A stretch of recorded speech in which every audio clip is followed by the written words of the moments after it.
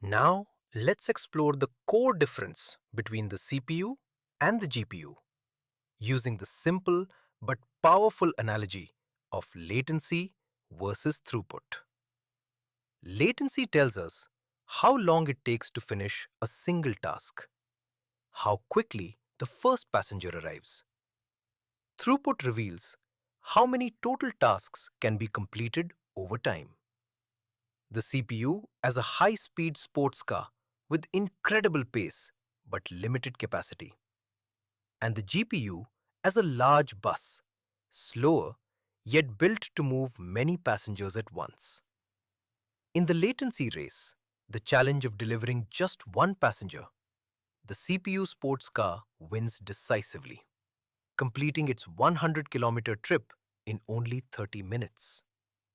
This exceptional single-task speed is why CPUs excel at work that demands rapid sequential execution, like gaming responsiveness or fast database queries.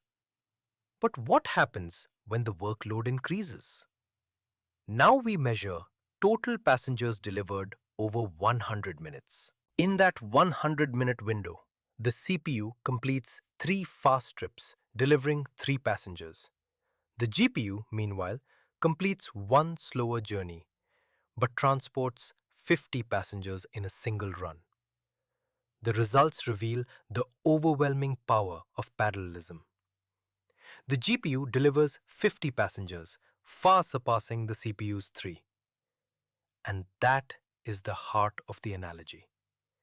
CPUs dominate in low latency, single thread tasks, while GPUs thrive in high throughput workloads that can be split across hundreds of cores, like rendering, neural network training, or large scale data processing.